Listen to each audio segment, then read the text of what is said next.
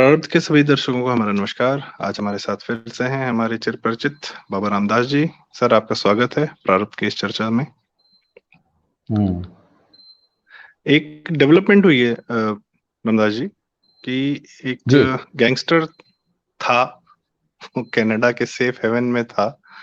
वहां जैसा आप कहते हैं अभयारण्य में विचरण कर रहा था और अचानक से अज्ञात अज्ञात हमलावरों ने उसकी गोली मार के हत्या कर दी। नाम है उसका सुक्खा दुनिके।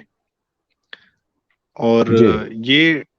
ये कार्य होता है ट्रूडू के बयान के 1-2 दिन बाद, जहां पे वो अपना निज्जर की हत्या पर बता रहे थे कि भारतीय एजेंसियों का रोल हो सकता है।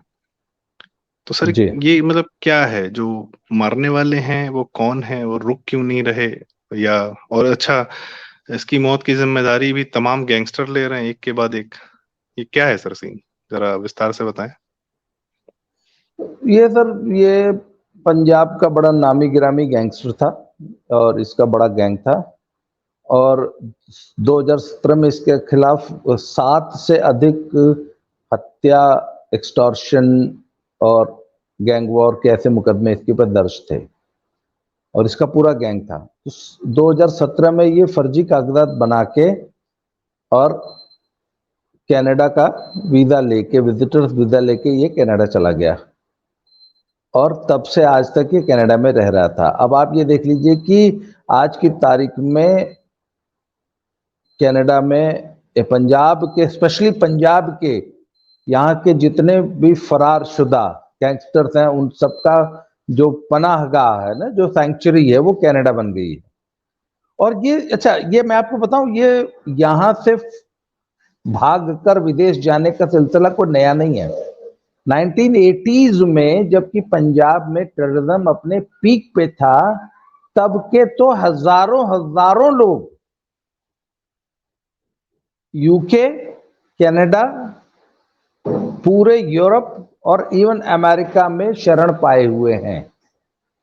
इनकी टोटल संख्या हजारों में होगी।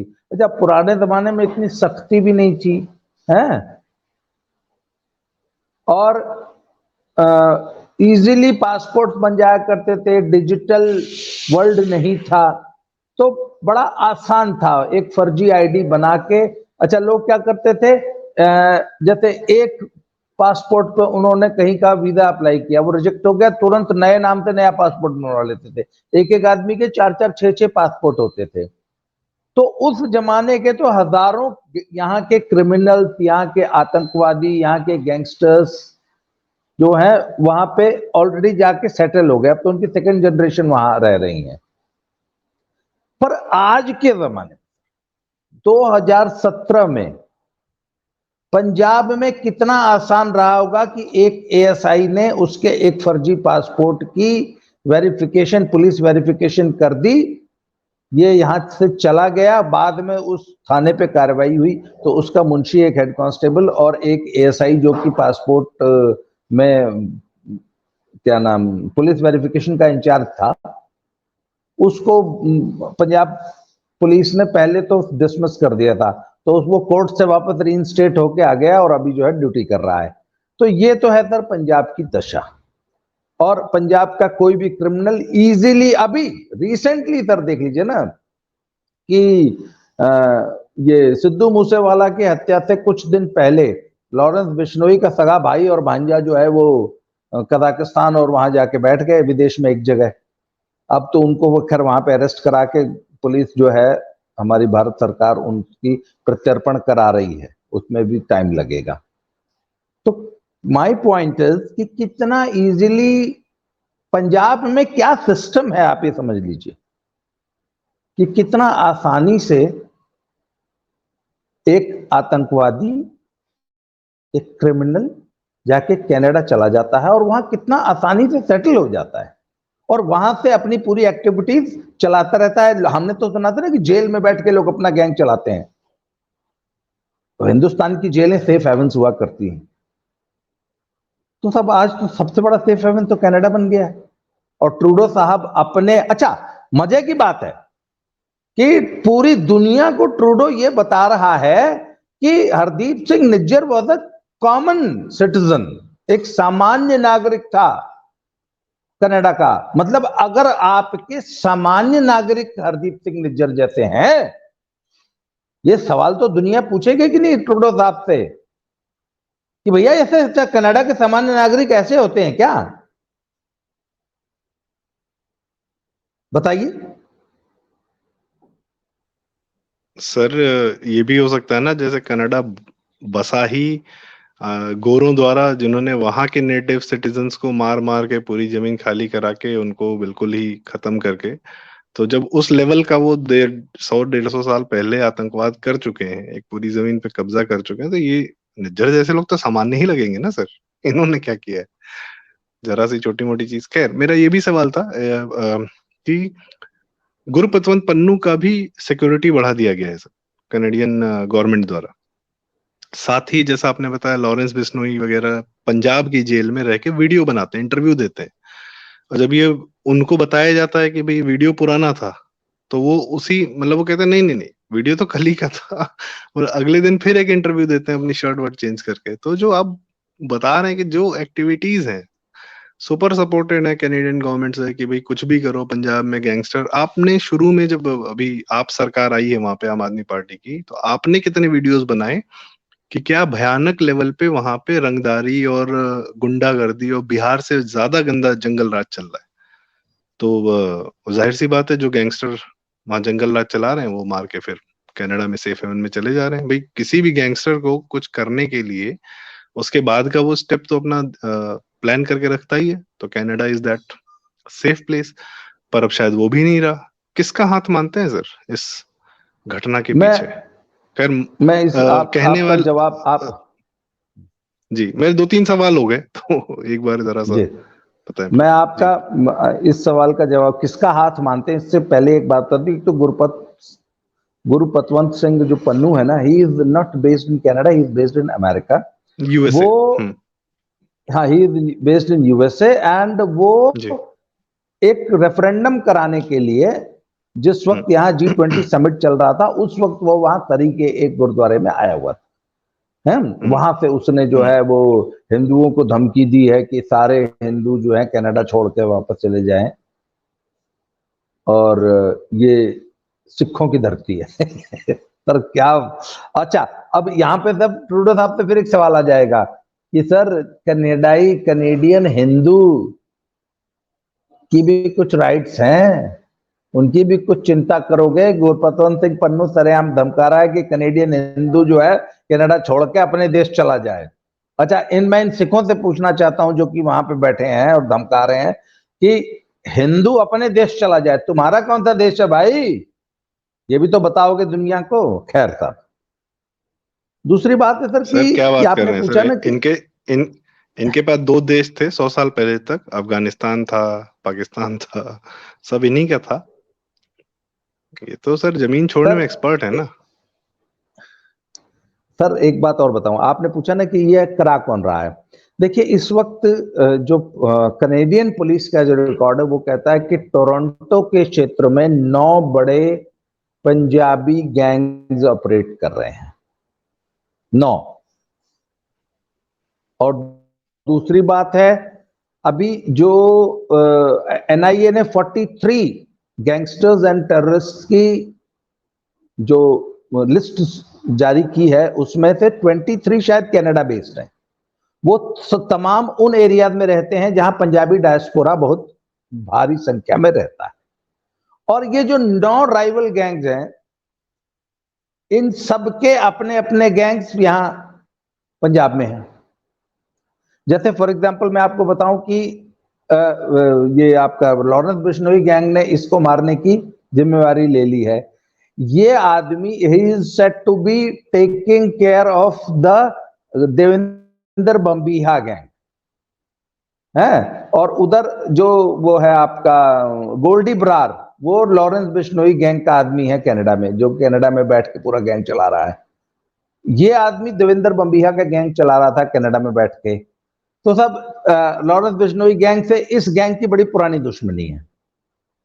और ये सारी जो इंटर गैंग राइवलरी है ये चल रही है।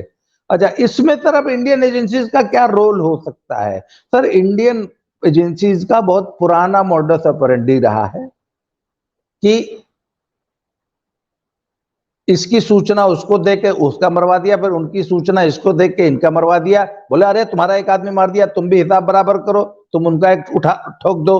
सर ये है ना, एक दूसरे के आपको वो, I think if you remember the Satya film, तो सत्या फिल्म में होम मिनिस्टर पूछता है पुलिस कमिश्नर से मुंबई के कि भाई ये इंटर गैंग वॉर बहुत तेज हो रही है, इसके लिए कुछ करना होगा। बोले सर क्या करने की जरूरत है, वो तो इंटर गैंग वॉर तो हम ही करा रहे हैं, पहले एक उनका मरवा देते हैं, फिर उनको सूचना देके इनका एक मरवा देते हैं।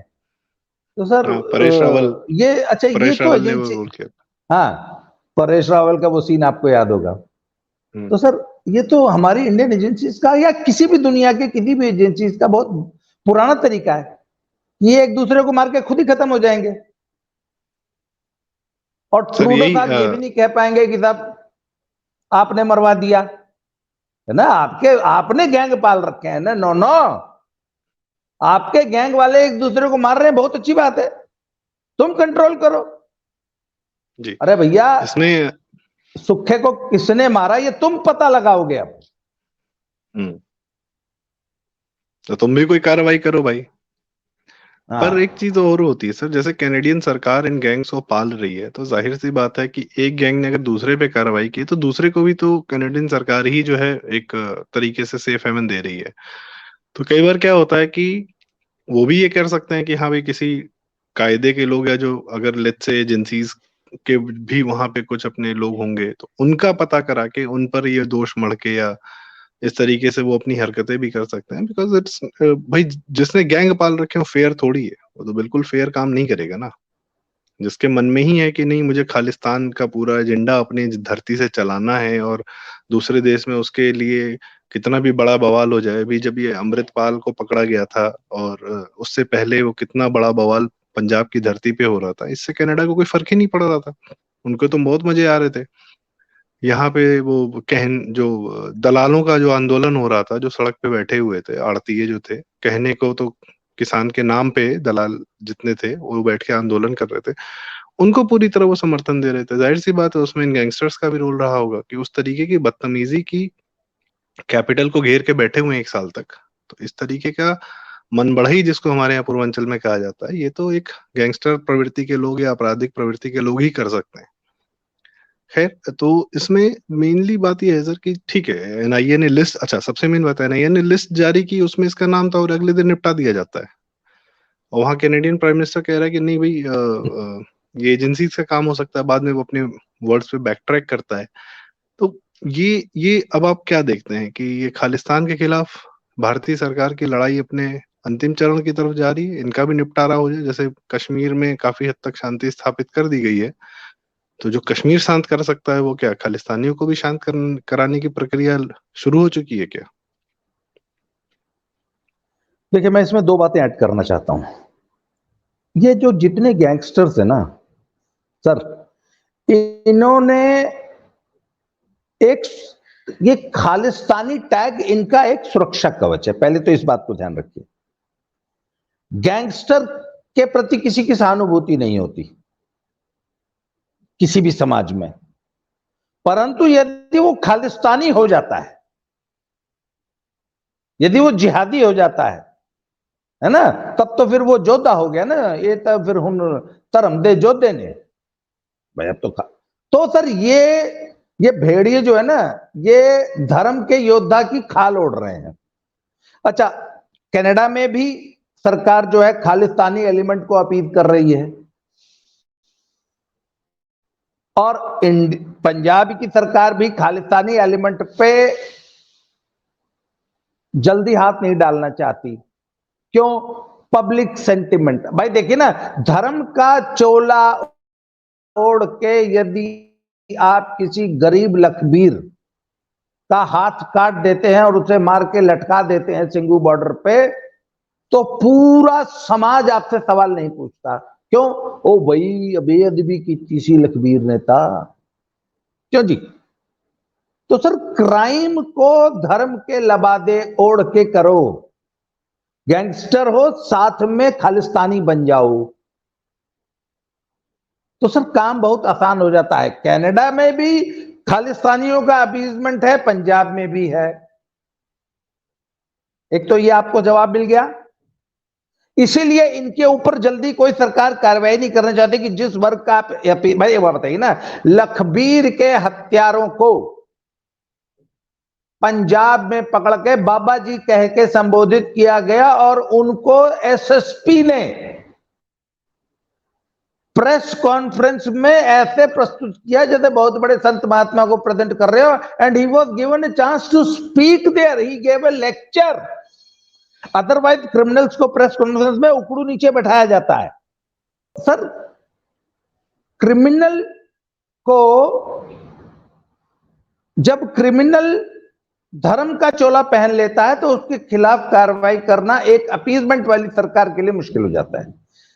Same thing is happening in Canada as well as in Punjab. क्यों? क्योंकि अगर आप किसी खालिस्तानी एलिमेंट के खिलाफ कार्रवाई करते हैं, सख्त कार्रवाई करते हैं, तो एक बहुत बड़े वोटर वर्ग के नाराज होने की संभावना बनी रहती है। और जो ये लोग कहते हैं ना कि नहीं नहीं नहीं खालिस्तान को तो कोई समर्थन नहीं है, यहां भी नहीं है वहां भी नहीं है, सर ये सिर्फ कहने की बातें हैं। अंदर ही अंदर पता नहीं कौन किसका समर्थक निकल आए, और कोई भी पॉलिटिकल पार्टी, कोई भी गवर्नमेंट ये मेजॉरिटी ऑफ द वोटर को, है ना, एक मेजॉरिटी कम्युनिटी को जल्दी नाराज करने का रिस्क नहीं लेना चाहती। सर यही चीज कनाडा में भी हो रही है।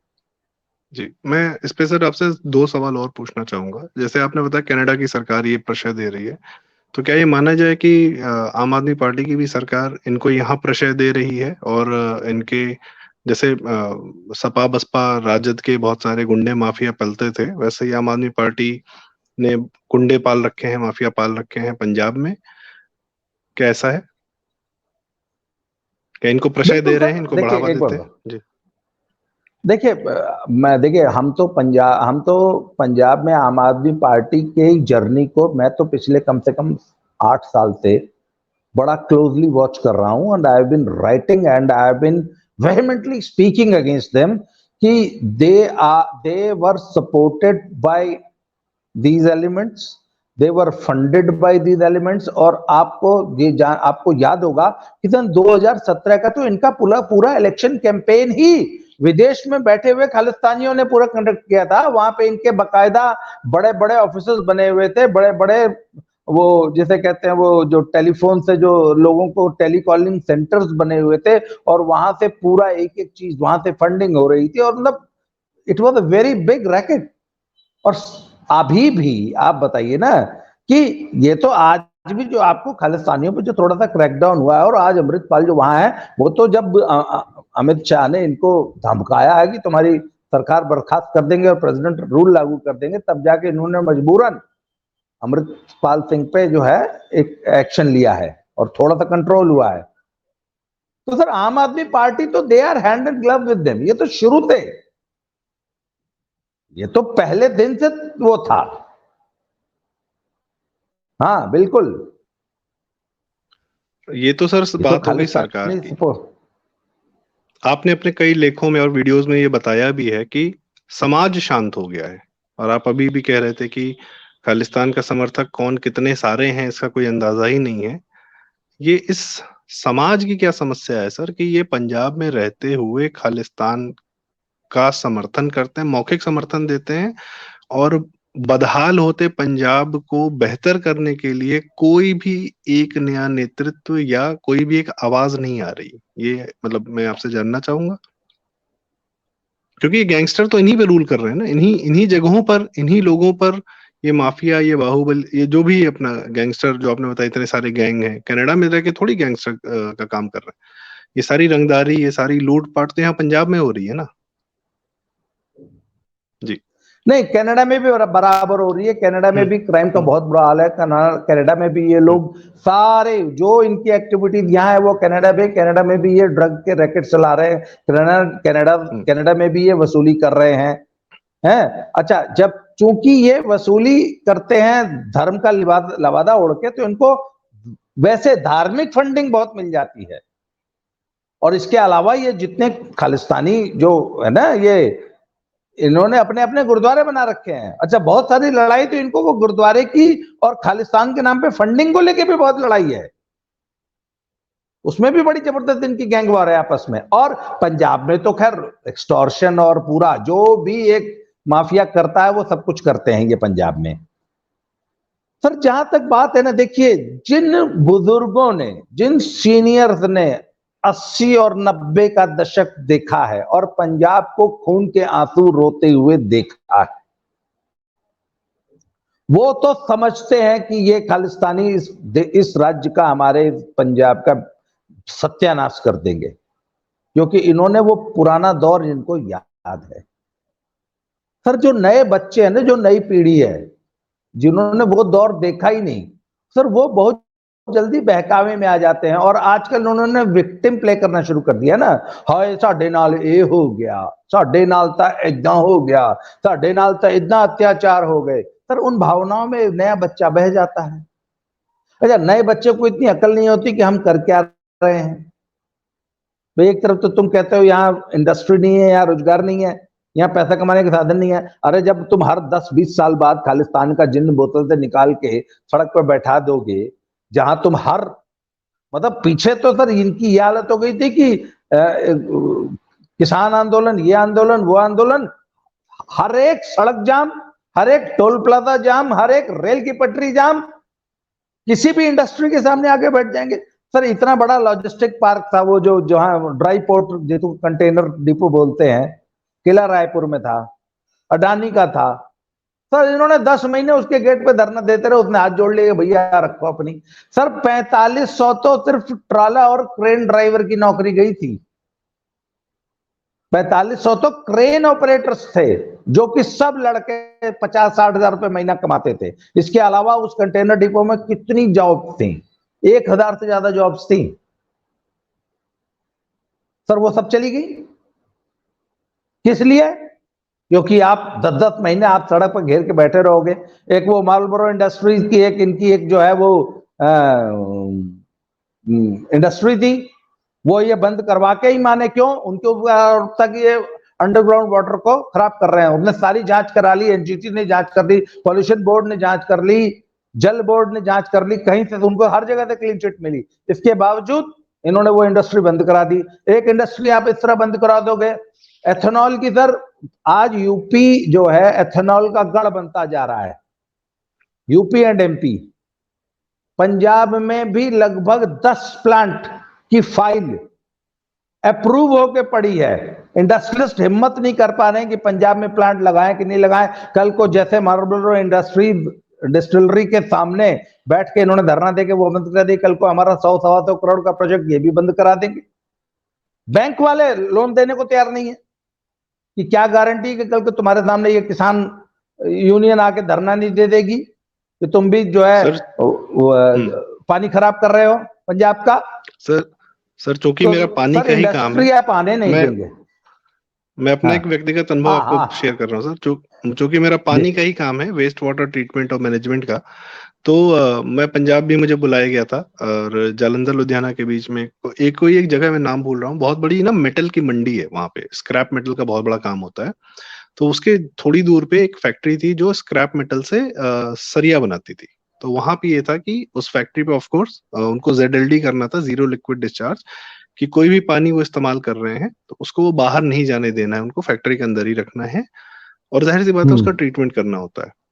तो सबसे पहले हमने कहा कि भाई जो पानी आप ग्राउंड से ले रहे हो, आप उसका हमको एक बार पैरामीटर बताओ, कि क्योंकि क्या है कि ग्राउंड से तो पानी जो मिल रहा है उसमें इतने ज्यादा आर्सेनिक और दुनिया भर के उसमें इतने ज्यादा जहरीले एलिमेंट थे कि भाई फैक्ट्री उतना गंदा नहीं कर रही जितना उसको गंदा पानी जमीन से मिल रहा है। क्योंकि वो जाहिर सी बात है वो पेस्टिसाइड और केमिकल डाल डालकर, आपने भी कई बार बताया कि खेती कर करके जो राइस नहीं उगाना चाहिए वो धान की खेती वहां कर रहे हैं जबरदस्ती। और इस हद तक का उन्होंने पानी खुद किसानों ने वहां पे जो किसानी कर रहे हैं उन्होंने खराब कर रखा है पूरा धरती वहां पे, पेस्टिसाइड और केमिकल डाल डाल के। तो खैर खुद बर्बाद कर रहे हैं। बाकी अब बता रहे हैं कि उसका फिर असर पड़ता है फैक्ट्रीज पे, इंडस्ट्रीज पे, कि उनको भी बंद किया जाता है इसी कारण से। तो इसका मुझे लगता नहीं कि समाधान, एक समाधान दिखता है सर, जैसा आप अक्सर कहते हैं कि कुछ सालों में जो है पंजाब में सिर्फ बिहारी रहेंगे। मेरे ख्याल से जब वहां बिहारी जब अपनी सरकार बनाएगा ना सर, तब शायद जो है पंजाब बेहतर होना शुरू होगा। तो इस नोट पे मैं आपसे एक क्लोजिंग रिमार्क चाहूंगा, फिर हम इस चर्चा को आज यहीं विराम देते हैं जी। सर देखिए, इमिग्रेशन एक बहुत बड़ी समस्या है। आपने कहा ना कि बिहारियों की सरकार, सर ये आज इस पे कुछ लोग हंस सकते हैं। सर ये चीज हमने दिल्ली में होती हुई देखी है। सर मुझे अच्छी तरह याद है 1980s की दिल्ली, आप शायद 80s में बहुत छोटे रहे होंगे संदीप भाई, 80, 82, 84 तो मैंने दिल्ली में बिताया है। सर दिल्ली तो पंजाबियों का शहर हुआ करता था, या कुछ आउटर दिल्ली से हरियाणवी लोग आया करते थे, जाटों का। सर आज 70% of Delhi is inhabited by Biharis and Purvanchalis। Sir मैं तो एरियाज बता दूंगा बताइए। जहाँ पे ये रहते हैं बाकायदा। दक्षिण में संगम विहार है, पूरा बिहारियों का इलाका है। उत्तर में आपका अशोक नगर है, पूरा उत्तराखंड वालों का इलाका है। और आपका यमुना पार लक्ष्मी नगर वगैरह पकड़ लीजिए, पूरा पूर्वांचलियों का है। फिर आप दक्षिण दिल्ली में जितने गोविंदपुरी वगैरह बंगालियों का है। पूरा मतलब सबके, पूरे भारत के सारे अपने अपने छोटे छोटे पॉकेट्स हैं जी। सर मात्र 1 करोड़ लोग बाहर से आ गए तो डेमोग्राफी चेंज होगी दिल्ली की। और तो आप हर साल on an average 5 lakh Punjabi जो है,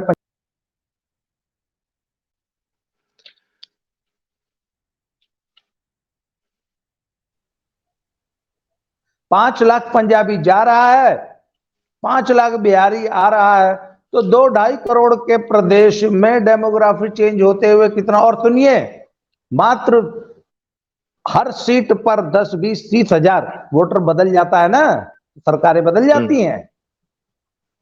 सर अभी कुछ दिन में ये जो आपके खालिस्तानी दिख रहे हैं हिंदू धर्म के खिलाफ, वो फतवा जारी करते हुए, कुछ दिन बाद यही लोग पंजाब में ना छठ पूजा करते हुए दिखेंगे वोटरों के लिए। खैर वो तो चलिए, हम तो जैसे दिल्ली में दिख रहे हैं। खैर हम तो हमारी तो शुभकामनाएं हैं पंजाब के साथ। पंजाब, और सर मैं बताऊं, I have been living here for the last 15 years. Sir सचमुच इनके जैसा प्रोग्रेसिव स्टेट, इनके जैसा मेहनती लोग, मतलब आज भी सर मैं तो मानता हूं कि पंजाब देश का मुकुट है। तो सर इसको गलत लोगों ने के हाथ में ये पंजाब चला गया है, इस वजह से ये पंजाब की दुर्गति हो रही है। और हमारी तो कामना है कि सर पंजाब में अच्छे दिन दोबारा लौटें। सर मैं जब दिल्ली में था ना, तो अक्सर हमसे पूछा, मैं दिल्ली में था तो मुझे अक्सर पूछा, 1-2 लोग थे जो पूछते थे, IAS की तैयारी करते थे, कि देश में सबसे ज्यादा मर्सिडीज BMW गाड़ियां किन शहरों में। तो पता चला दिल्ली, मुंबई, कलकत्ता, मद्रास नहीं था, वो जालंधर, लुधियाना था। लेकिन लुधियाना था जी।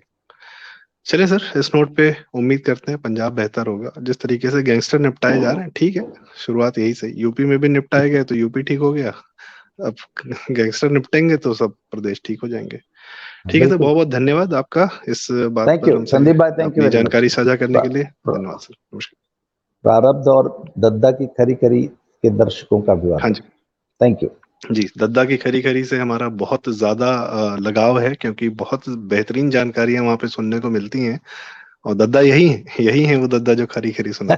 ठीक, धन्यवाद, थैंक यू।